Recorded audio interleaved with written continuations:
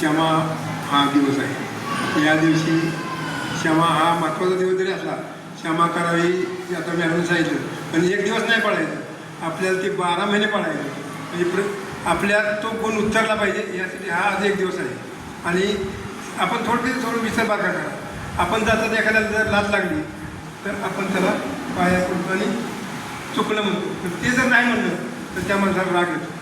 तर त्यासाठी आपण क्षमा जर केली, जर चुकलं म्हणून माफ पाहिली तर त्या माणसासुद्धा क्षमा करायची भावना तयार होती. आणि त्यासाठी प्रत्येकाने आपण क्षमा कशी करायची हे शिकलं पाहिजे. आपण एखाद्याने जरी 4 शिव्या दिल्या आणि त्याला जर आपण काहीच नाही उत्तर दिलं, आपण ती शांततेने जर सहन केलं तर त्या माणसात सुद्धा तो भाव उतरल्याशिवाय राहत नाही. तर प्रत्येकाने आपल्या रागावर ताबा धरावा यासाठी हा धर्माचा पहिला दिवस आहे. तर प्रत्येकाने आज निर्णय घ्या की आज तर मॅडम सांगितले आज क्षमा करायची, प्रत्येकाने शांततेने राहायचं. असं मी म्हणतो 12 महिने हा गुण आपल्या अंगात उतरत असं प्रत्येकाने प्रयत्न करा. एवढी तुम्हाला या क्षमा धर्माच्या सूचना.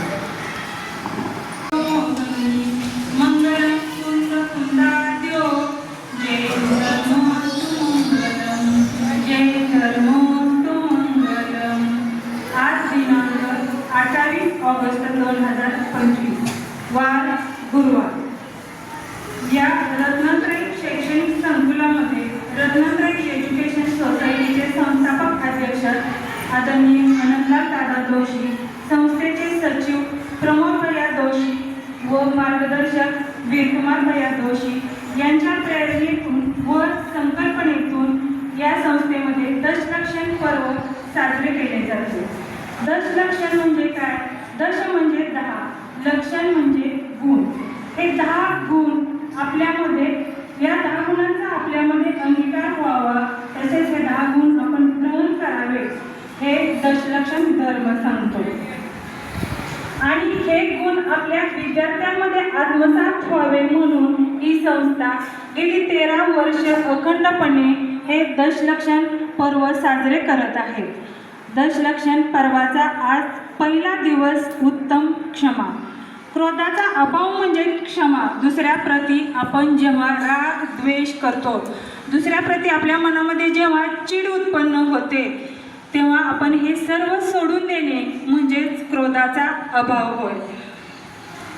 क्षमा म्हणजे थोडेसे झुकणे, थोडेसे मागे सरणे.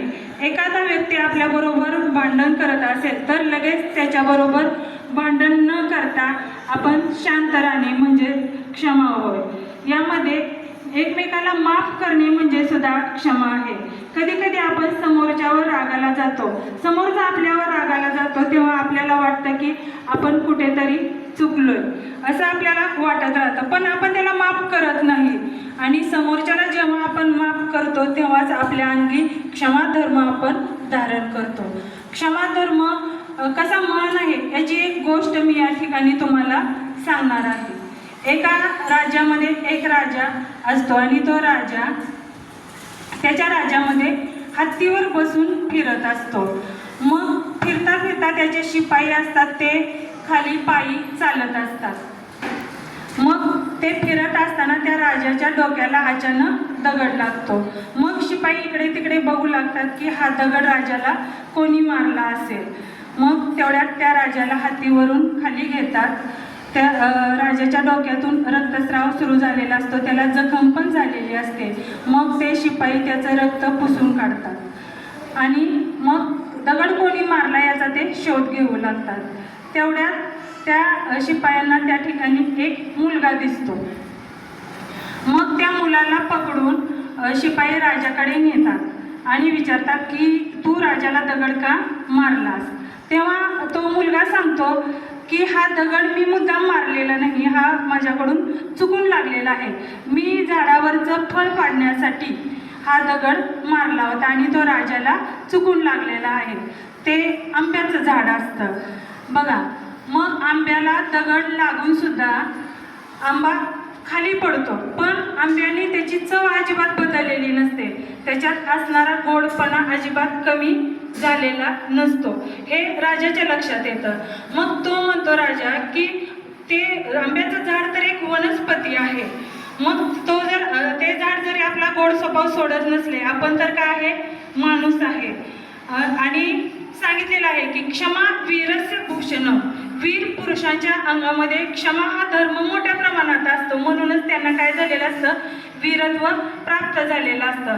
मग राजा त्या मुलाला काय करतो, माफ करतो आणि सोडून देतो. मग शिपाई म्हणतात की राजन, तुम्ही एवढे महान आहात, तुम्ही या राजाचा राजा आहे, तरी तुम्ही त्या मुलाला कसं काय माफ केलं. मग राजा त्याच्यावर सांगतो, राजामध्ये प्रतिकार करण्याची क्षमता असते की नसते, त्याच्यामध्ये सामर्थ्य असतं का, सांगा, असतं का राजामध्ये सामर्थ्य? त्या मुलाला प्रतिकार करण्याचं सामर्थ्य होतं का नव्हतं राजामध्ये? मग एवढं सामर्थ्य क्षमता असूनही तो काय करतो, संयमाने घेतो. म्हणजे ही काय झाली, क्षमावृत्ती झाली. त्या मुलाला क्षमा केलं आणि काय केलं, सोडून दिलं. कारण राजाने सांगितलं की आंबा जर त्याचा चांगला स्वभाव, गोड स्वभाव सोडत नसेल, तर माणसाने सुद्धा आपला क्षमा स्वभाव काय केला नाही पाहिजे, सोडला नाही पाहिजे. क्षमाधर्म असा आहे की वैर आपापसात जे वैरभाव असतात ते काय करतो, मिटवतो.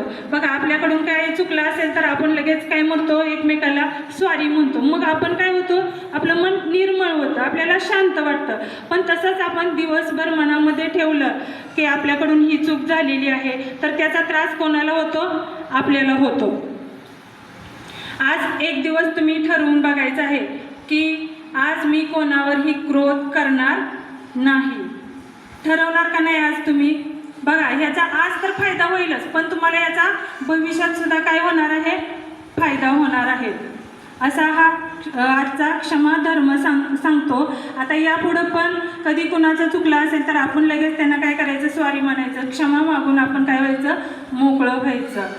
आज काम करत असताना, संस्थेचे नियम लावत असताना माझ्याकडून जरी काय कुणाच्या भावना दुखावल्या असतील, कुणाच्या मनाला ठेस लागली असेल, तर मी या ठिकाणी सर्वांची क्षमा मागते. जय जिनेंद्र.